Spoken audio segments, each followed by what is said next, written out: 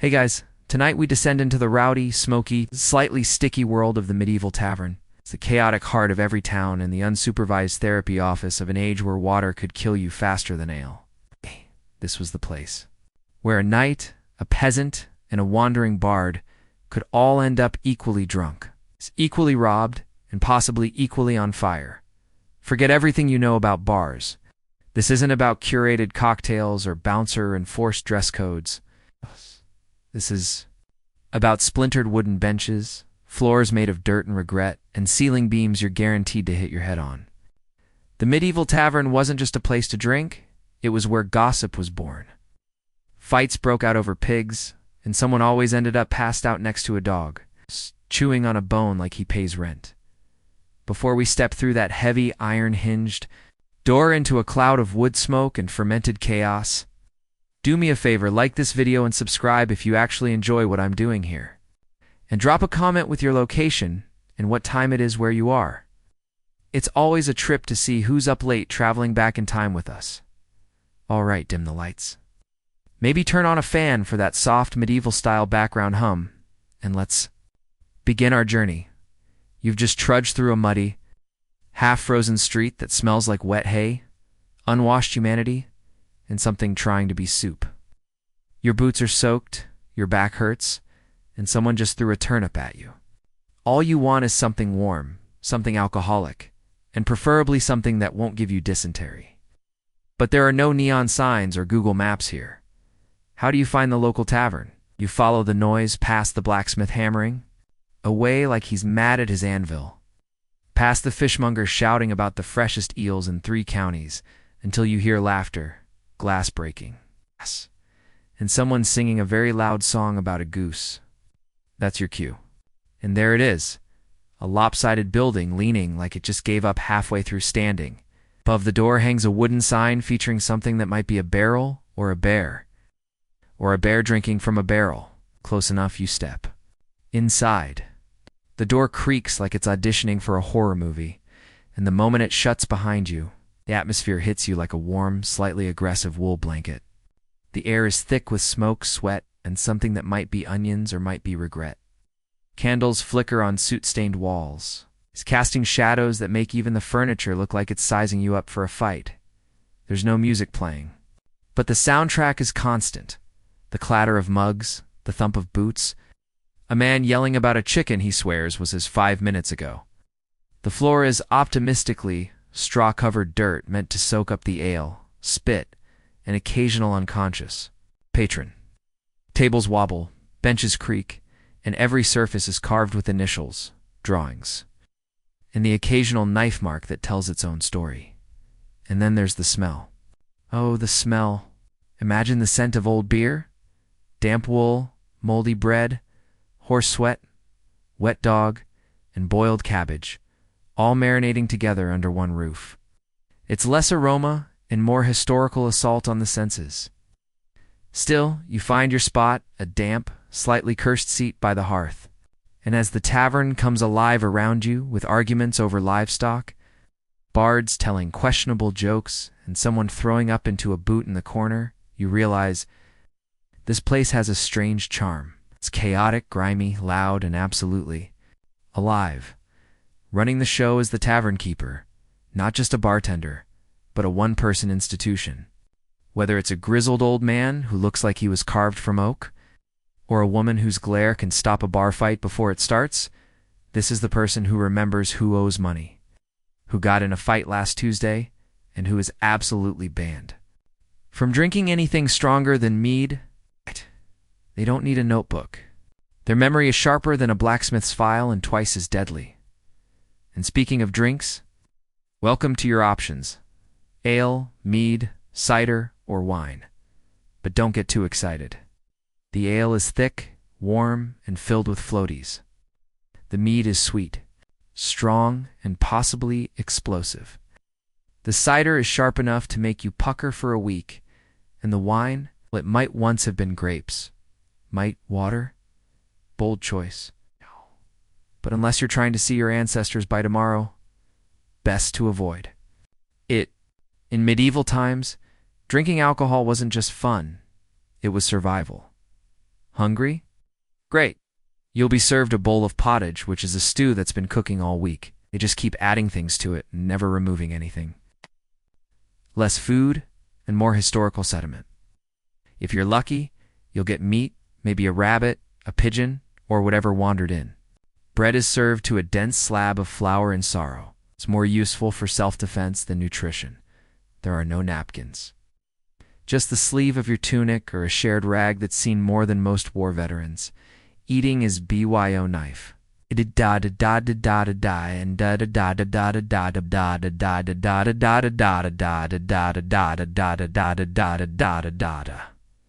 if you're fancy, you might have your own spoon. If not, there's always fingers.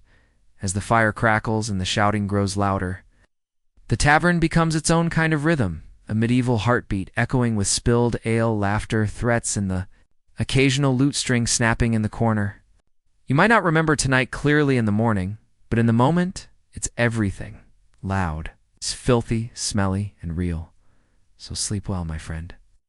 Let this smoky chaos lull you into the past. Because once upon a time, getting wasted wasn't just tradition, it was life. And now that you've made it to the end, or drifted off somewhere along the way, don't forget to leave a comment.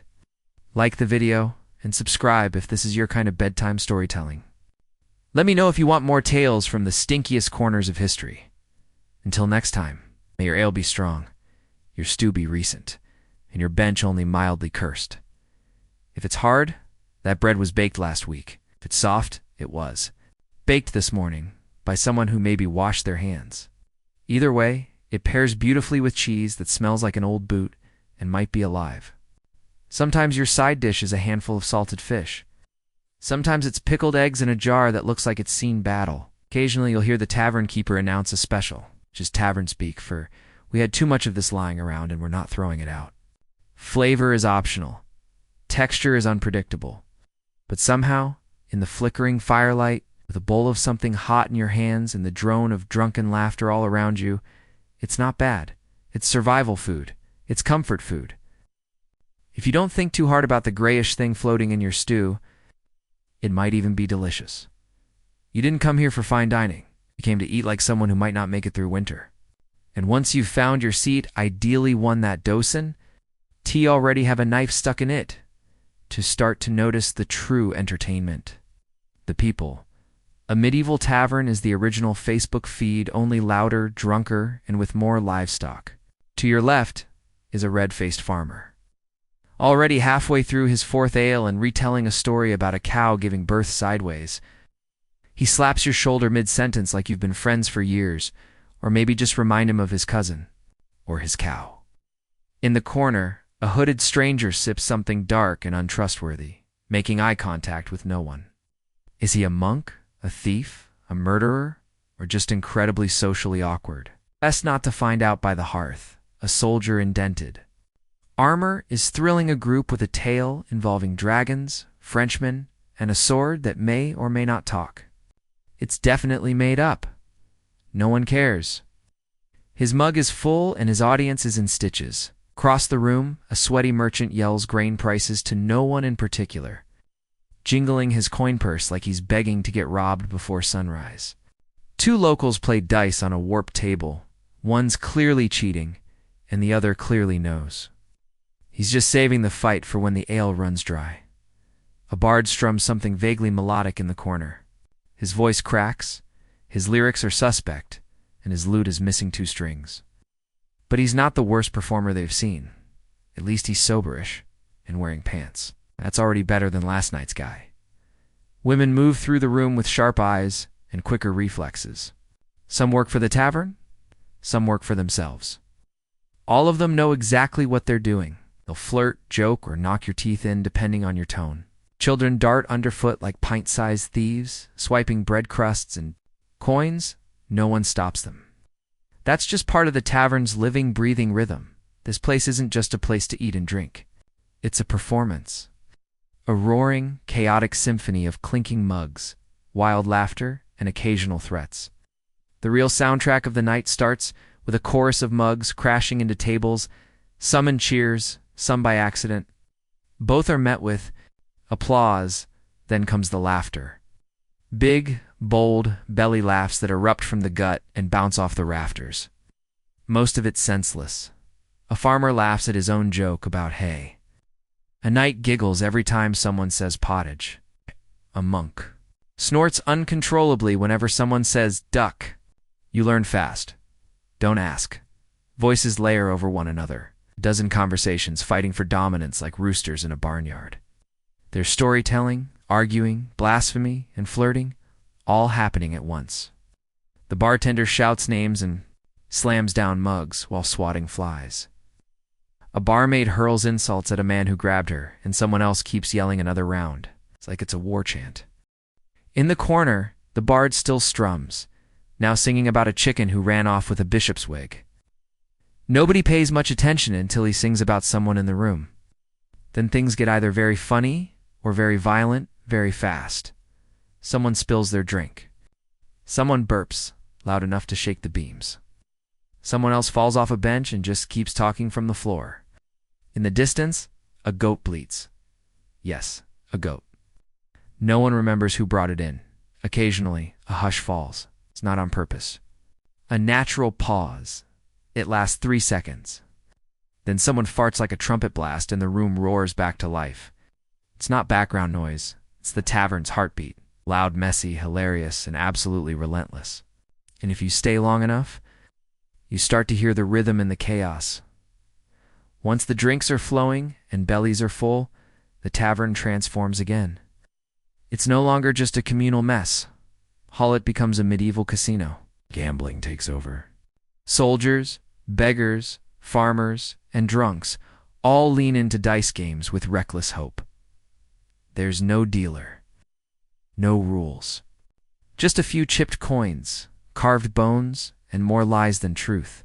Dice clatter like hail on wood. Every roll is followed by cheers, groans, or accusations of witchcraft. No one trusts the dice. Everyone still plays. Some bring out cards hand-painted, stained and missing a few. The rules change depending on who explains them, and cheating is expected. Winning is dangerous. Losing is inevitable. Bets range from coins to cloaks to livestock. Someone bets a goat. Someone bets their boots. Someone bets their freedom for the night hand loses. Side games pop up. Arm wrestling, thumb wars, or the classic, who can drink the most without collapsing. The winner earns applause. The loser earns a nap on the floor and a pounding headache, but the energy is addictive. In the tavern, gambling isn't just a game. It's survival with a side of swagger. Later, as the hour grows late and the fire burns low, the storytelling begins. A bard clears his throat and sings a tragic tale about a knight who fell in love with a mermaid and drowned while reciting poetry. No one believes it. Everyone listens. Around the room, others share their own, tales half true, half sloshed, and all entertaining. One man claims he wrestled a bear. Another saw a witch turn a goat into a bishop. Another swears he's the king's third cousin. The louder the lie, the better the cheer. People clap, boo, or throw bread. Some recite poems, some make up songs. Occasionally, a traveling minstrel drops in with a practice performance that stirs the crowd or gets them fighting. The only rule is, never let facts ruin a good story. At this point, romance enters the mix. The bard sings of unfaithful shepherdesses, and suddenly everyone's in love or thinks they are. Medieval flirting isn't subtle. Man slurs compliments through ale breath. A woman throws a crust of bread at his head. The room cheers, some flirt with awkward sincerity. Others offer stew and spill it anyway. Courtesans work the room with precision, exchanging glances, coin, and confidence.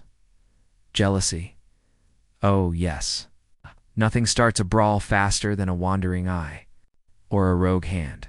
It always ends the same way. Someone shouts. Someone swings. A tankard crashes.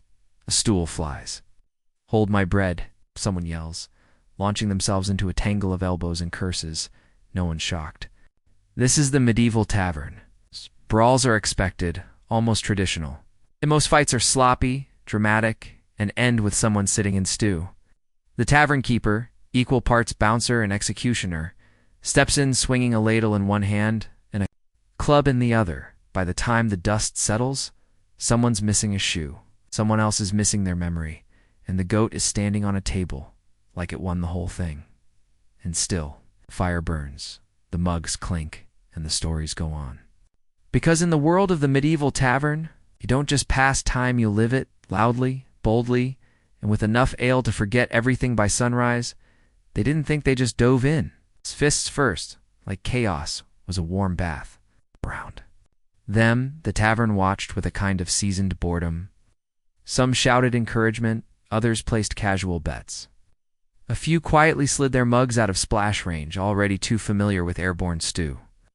Weapons? Rare? Everyone knew better.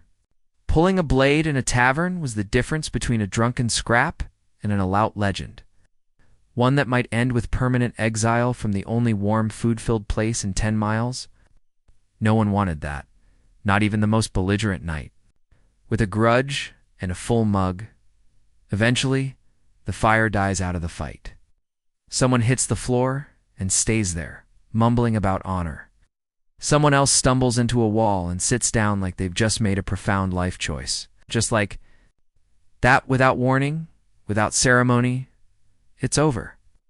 No slow fade out, no dramatic finale. The room exhales. The bard, still awake somehow, starts a new song. Mugs are refilled. Laughter returns, first tentative, then rolling. Even the guy with the bleeding nose is chuckling. No grudges, no arrests, no lawsuits. Just a few bruises, some missing teeth, and maybe a new nickname. One-Eyed Arnold. Benchbreaker Bill, Bread Shield, Bartholomew. Because in a medieval tavern, a good brawl wasn't a crime, it was Tuesday.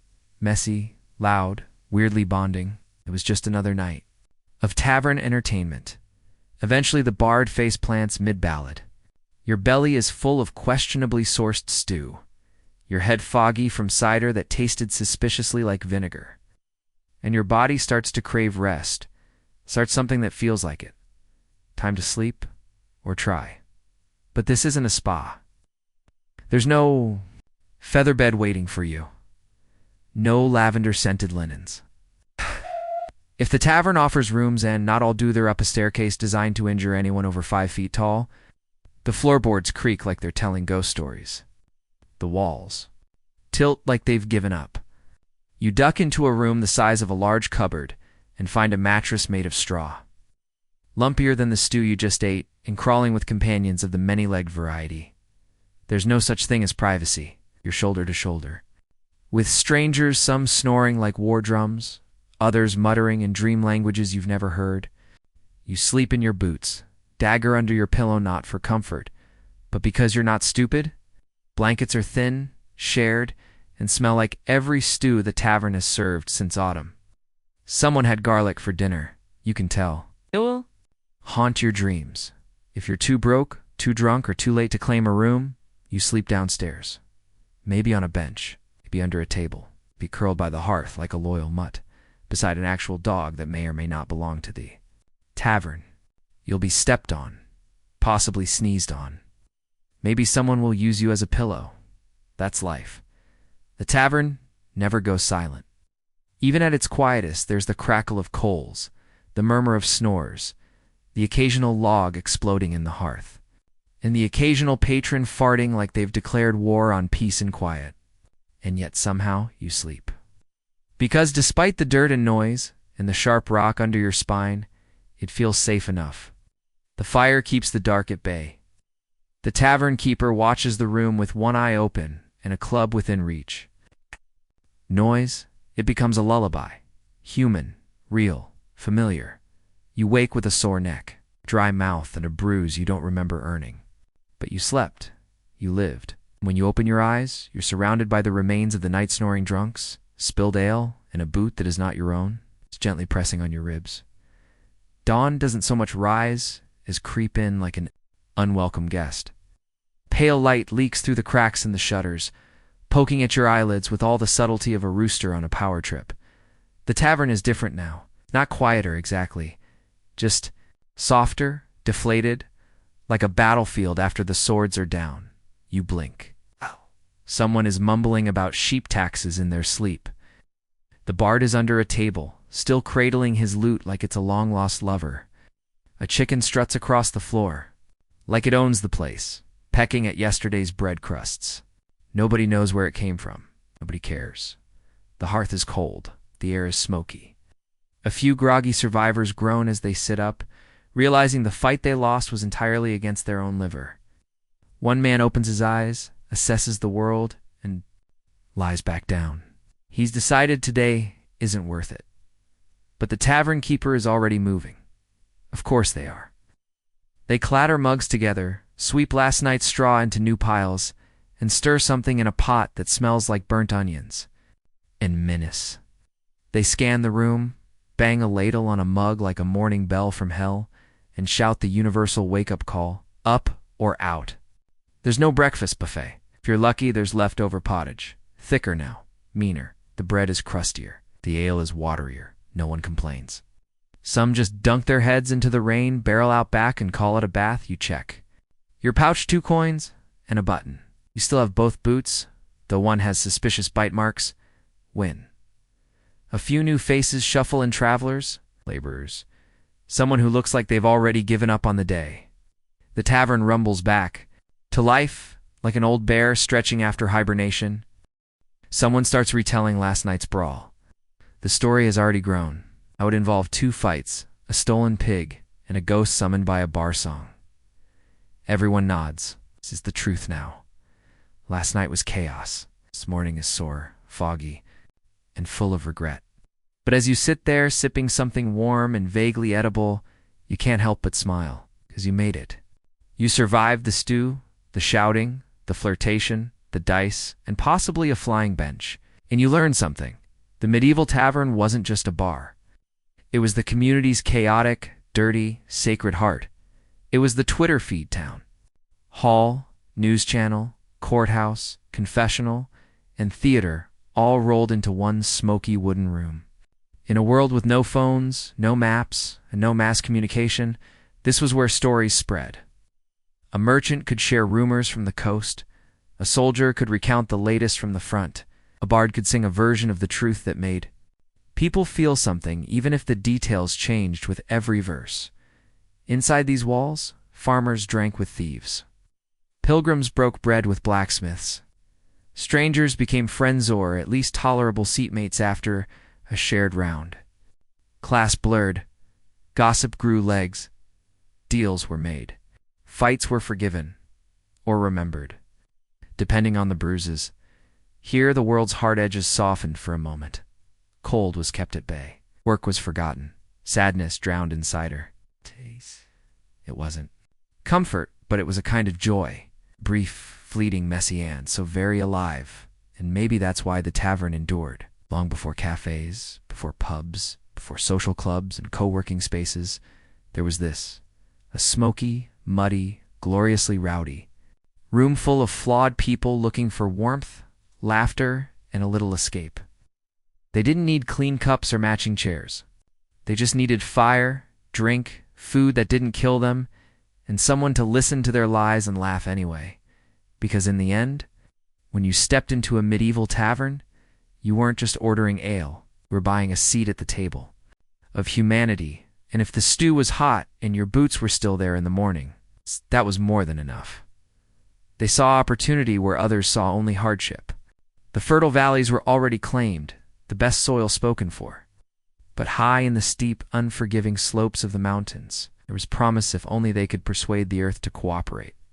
They had no machines, no forged steel, no scientific tools, only wooden shovels, stone hoes, and backs, hunched from centuries of labor. Still they began, one ridge at a time, one step at a time. Terraces emerged, like deliberate veins sliced into the body of the mountain, held in place by walls of carefully stacked stone. These weren't random gashes across the hillside. They were crafted with precision.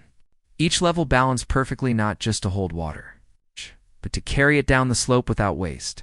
Too steep, and the water would rush and wash away years of work.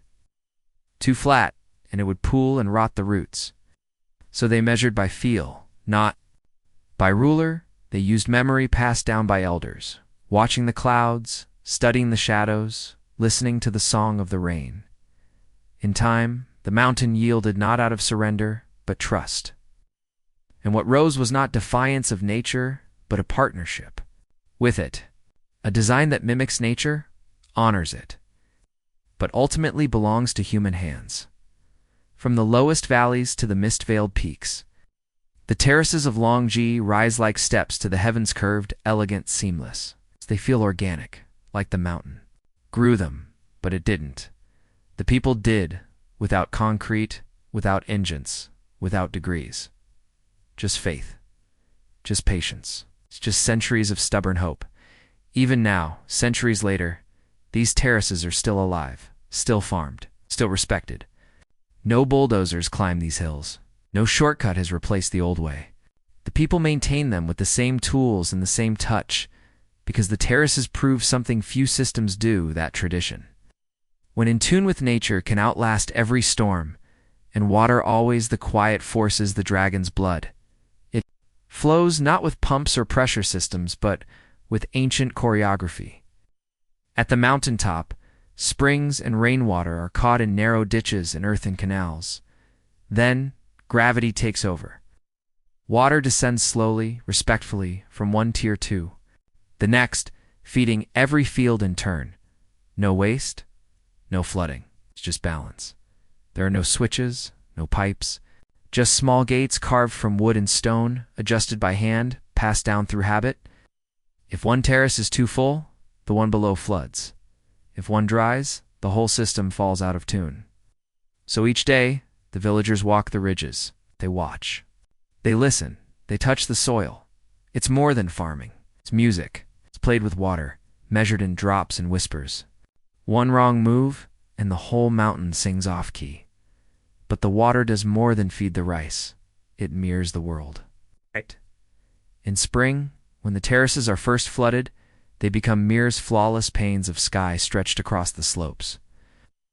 Stars, the sun, the passing clouds, they all float just above your feet. In summer, the reflections give way to waves of green as rice stalks sway like grass in the wind. The harvest glows in the sun, a final fire. Before rest, and then winter comes, the dragon sleeps. The terraces freeze, dusted with snow. But the channels remain, like veins waiting for spring. Time here isn't tracked in minutes. It's counted in rainfall. In the croak of frogs returning, in the scent of damp soil, in the moment the first seed touches mud. Spring begins not with fanfare, but with movement. The mountain awakens, snow melts. Streams fill. The mirror-like patties shimmer in the light, and the people of Longyi begin the cycle again. There is no tractor, no industrial planter, only hands. Hands that have done this for generations. Young and old walk the ridges barefoot, baskets on their backs, straw hats pulled low. They step gently into the cold water and press each seedling into the mud. At a time, row after row, a rhythm older than memory. Back bent, arm out, hand press. Again and again, children follow, splashing, learning not through words, but through water. It's not written down, it's felt. Planting is not just labor, it's ceremony. In some villages, elders scatter the first seeds as a blessing. Songs are sung, offerings made, not as performance, but as gratitude. Every seed is a promise to the earth, to the ancestors, to the future. The pace is slow. There is no rushing the mountain. The planting becomes a meditation, a prayer. From it, the dragon stirs. The terraces grow. Not just crops, but connection. Hope. A future you can touch. Throughout the terraces, villages, the hillsides, Ping'anji, one a heartbeat in the dragon's spine. Their timber homes cling to the slopes like thoughts that never fade. It's built on stilts, roofed in dark tiles. They mirror the shapes of the terraces below. From above, they look like lanterns drifting on green waves. Inside, life is close, knit, and warm. Generations share a single house. Meals are cooked over fire. The smell of bamboo, rice, and wood smoke fills the air. The people here are from ethnic minorities, the Zhuang, the Yao. The Yao women are unmistakable. Their hair never cut. It's wound into towering coils or left to fall like silk curtains into the river. They still wear hand-dyed indigo clothes. Still weave on creaking wooden looms. Still play bronze drums and reed pipes during festivals. The weddings still include ritual dances. The harvest still brings songs. They offer hospitality not for show, but because that's what you do. A stranger is a guest. A guest gets tea, rice, wine, and a story. It's always a story about the dragons in the mist, about the ancestors who carved these mountains, about the spirits who still live in the fields. Even with tourists climbing the trails, the rhythm doesn't break. Yes, there are signs now. Some paths are paved. But the terraces still grow, the rituals still hold, the festivals still echo across the slopes. Because these people never froze. Their traditions, they let them flow like the water. One level at a time. Slowly, carefully. With respect, to walk the terraces is to walk through stories. Not myths carved in stone, but living memories etched into every step. The most famous tale tells of the sleeping dragon. The mountain itself, they say, is a dragon turned to stone. Its coils are the terraces. Its breath is the mist. When the clouds settle over the fields, the dragon sleeps. When the rain falls, it wakes. Another story speaks of famine. The people climbed the mountains, begged the gods for help. The gods answered with rain, and with a dragon who showed them how to carve the hills. Since then, the people have worked. The land in silence. No shouting in the fields. No cutting trees without offering. The dragon must be respected, or the harvest will fail. These stories aren't told like fantasy. They're told like truth. Its children hear them as warnings and wisdom. Laugh at the dragon, and it may laugh back with hail or drought. Some farmers still pour rice wine into the water before the year's first flood. A small prayer. A quiet thank you. It's not ritual. It's reflex. Because whether or not you believe in dragons, something sacred lives here. Something you can feel in the silence. In the way this place breathes, for centuries. The dragon's backbone was hidden, remote, untouched, known only to those who lived in its shadow. But nothing stays hidden forever. The roads came, the wires followed. Tourists arrived hungry for photos, and the mountain faced its biggest test yet. Not a storm, but the modern world. At first there was fear. The tradition would turn into theater. That wooden homes would become hotels. That culture would be packaged and sold. But the people didn't run. They didn't lock their doors or raise walls. They opened them. Not as resorts, but as homes. Visitors now sleep in stilt houses, eat sticky rice cooked in bamboo. Sunrise from a wooden balcony built generations ago, but the farming, it never stopped. The terraces are still planted by hand, still tended by families. Children still learn in the water, not from a screen. Some leave, but many return. 'Cause something here calls them back. It's the sound of the water. It's the shape of the land. The feeling that this place remembers them. And the festivals, yes, they're louder now. Yes, there's a microphone. But the songs are still sung. The elders still lead. The dragon still listens. The terraces endure not by standing still, but by bending, like water, like time. Each season brings change. Spring floods the fields, summer greens them, autumn turns them gold. Winter quiets them. No 2 days are the same. The terraces ripple like music, changing with every breath.